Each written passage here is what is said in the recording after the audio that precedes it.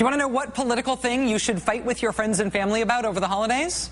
Before the lame duck Congress, if you were a liberal or a centrist or somebody who supported Barack Obama, you were probably going to fight with your friends and family over the holidays about whether or not Barack Obama can get anything done over the next 2 years, whether the Republicans are outplaying him in Washington.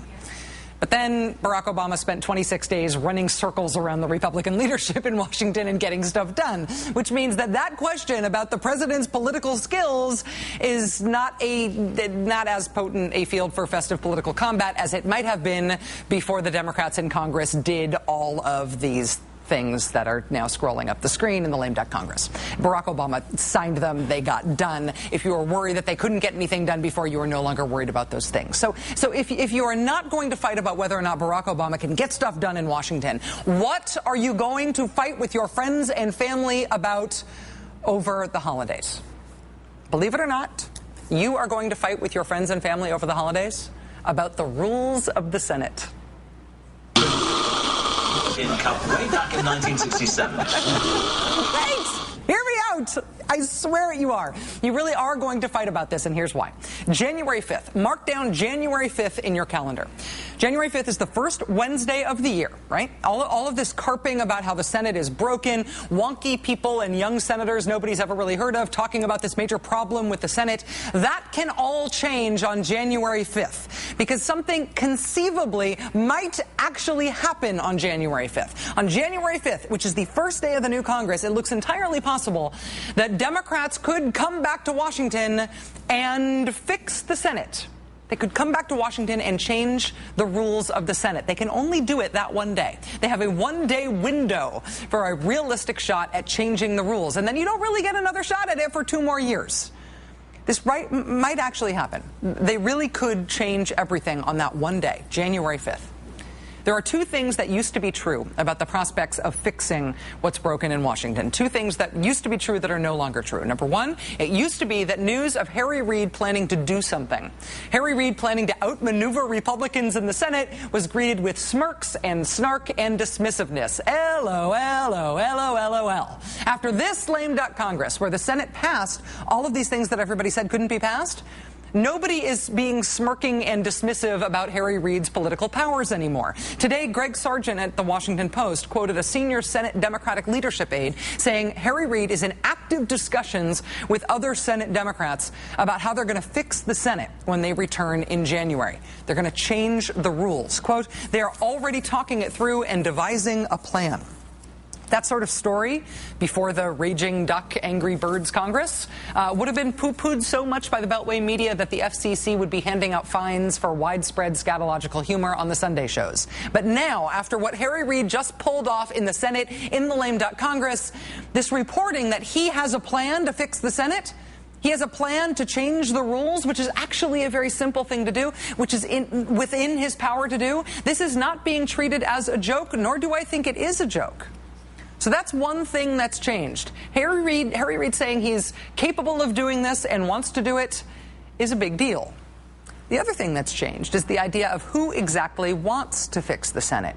The reason that plans to fix the Senate, to stop letting the minority, the Republicans, have the run of the place, the reason this idea has been dismissed as a liberal pipe dream, as some pie-in-the-sky, never-going-to-happen wish object of the liberal blogosphere, is because everybody thought the only people who really wanted to fix the Senate were senators that nobody had heard of. The brand new senators, the ones who had just arrived in Washington, the fresh young whippersnappers. Well, it turns out now it's fresh young whippersnappers like this guy.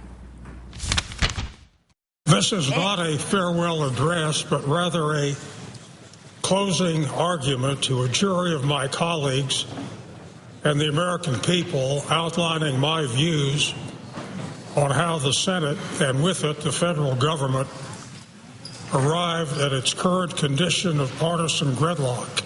I would retain the 60-vote requirement for cloture on legislation with the condition that senators would have to have a talking filibuster, not merely present a notice of intent to filibuster.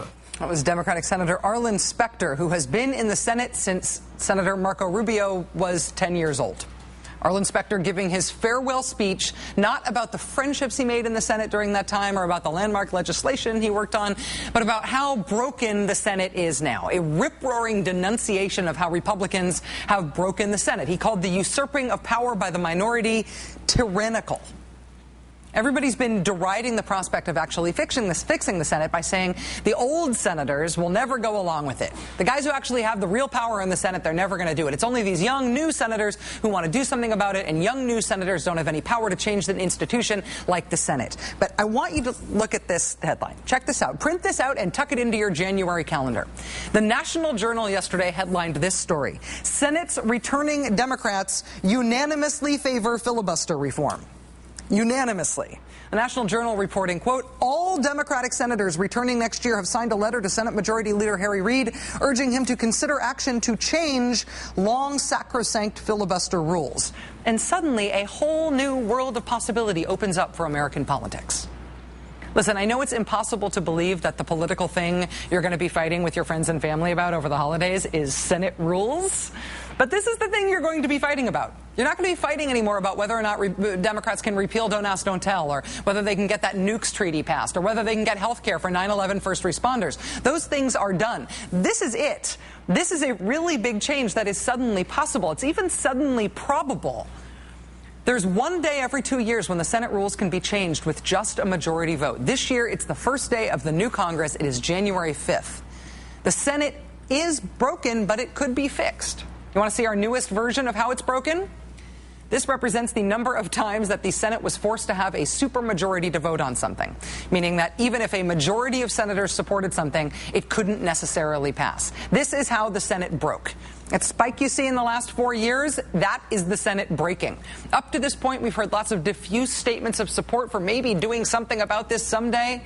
But now, all of a sudden, it is focusing like a laser on that date, January 5th. What happens that day is up to one man, mostly, Democratic Majority Leader Harry Reid. Here's what he told me about it right before the election. This has to change. It's wrong what they're doing because it's never happened before. Yeah.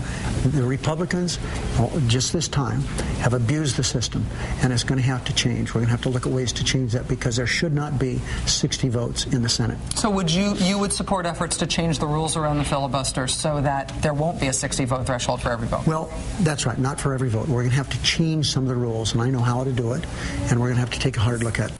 I know how to do it. That's what Senator Reid told me in October. This is what Democrats are going to be talking about between now and the start of the next Congress.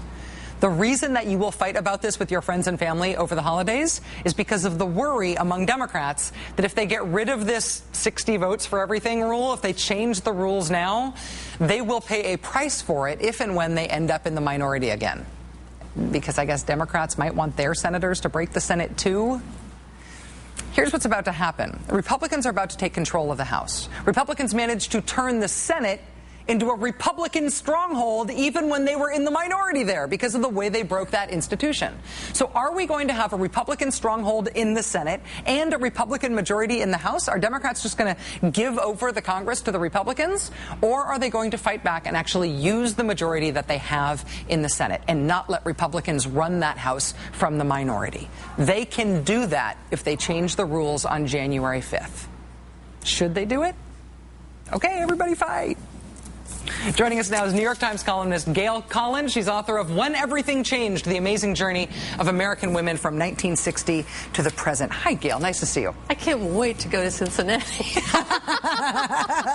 around the tree and fight about cloture. Oh, wow. It's going to be great. You know, it's traditional to fight about cloture in most American Christian households around this time. Oh, filibuster. Okay, so maybe not everybody's going to fight about this, but it does seem like a big sort of structural, important, who are we mice or men question for Democrats, doesn't it? Yeah, 2 years ago when this sort of came up, when they began their session, it was just that nobody was interested in it. You couldn't get, the vice president wasn't interested in it, Harry Reid wasn't interested in it, and the horribleness of the last 2 years really has changed beyond, although it's still like the Merkel plan that we're talking about here.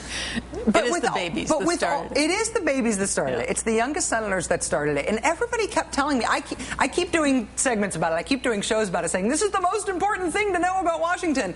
And the line that I always get from people, especially people who like me and are trying to do me a favor, is they try to talk me out of it by saying, listen, nobody's really into this who has any power. It's all of these well-meaning, idealistic senators who don't have any power. Now we've got every single Democratic senator saying they're ready to change it, and Harry Reid saying, I know how.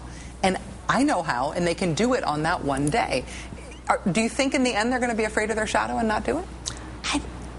I have a feeling they'll do something. I don't know if they'll get it as far. The point at which you want to get it is where you really have to do a Jimmy Stewart and hang around at least and be there physically when you're doing a filibuster. If you can get there, that's huge. At least they'll get to the point where they can be more efficient about having the filibusters. Because right now, you can't even do other stuff because everything gets backlogged into these long required waiting periods. And then, of course, when you do get your bill up, the other side will be arguing that there's not enough time to debate it and therefore it should be held over until the next year, which we've seen a lot of lately. Well, do you think that, obviously, Vice President Biden has to have a little bit of a role in this? In his role as president of the Senate on the first day of Congress, he'd have to say, yeah, you guys can go ahead and vote to change the rules. There's plenty of precedent for that. It would not be a controversial decision, but the Vice President does actually have to do something there. Do you think that what I imagine is the White House's natural inclination to steer clear of an issue like this might mean that they wouldn't even go along with letting the Democrats vote? I don't know. I think Biden's kind of got his groove back right now. You know, he is feeling the power. He's ready to roll. He is like totally empowered. I could see him doing it. I really could. Yeah. I wonder in the bigger picture, though, if Democrats tend to get scared once they start to exert their own power, if they do start to get a little scared of their own shadow. Clearly, the Republicans in the minority in the Senate exerted more power with that minority, more obstructionist power. They broke the institution to stop it from passing things, while in the minority had no compunction about that whatsoever. Democrats don't operate that way. They just don't have that kind of chutzpah, if nothing else. And I wonder if it does take a sort of soul-searching by the Democrats to decide that they really want to assert themselves. Well, what they come back to all the time is the Republicans believe, and a lot of the Democrats believe, that they're going to lose the Senate in the next election because there's tons of Democrats that are up for election, very few Republicans. That's right. So do they want the possibility of totally bringing things to a screeching halt once they're in the minority? Do they want to be able to do what Jim Bunning did this time and stop a poor guy from getting to be a trade representative because you're ticked off about some Canadian law about the selling of flavored tobacco products? I mean, anything can happen. They can stop you all the time. And maybe the Democrats are thinking back in their little rabbity hearts that they might want to do that too. Maybe they'll need to do that next time around. The desire to pursue something that's almost quixotic and personal, and that you don't want to have to explain, and you want to be able to do it nonsensically. I can understand the desire to want to be able to do that, but I can't understand the desire to want to be able to do that at the expense of actually having a functioning legislature in the United States Senate. And it seems to me like the arguments for everybody wanting to be able to be Jim Bunning every once in a while is a pretty weak argument. Well, true. I'm not arguing that it's a great argument, Rachel. I'm arguing it might be the way they feel. It is a fun thing to fight over, though, over Christmas. I swear. Try it. Try it, Gail. Cincinnati is waiting for you. Okay, I'm good. Gail Collins from the New York Times columnist and a person who is always a very welcome guest on the show. Thanks a lot, Gail. Thank you.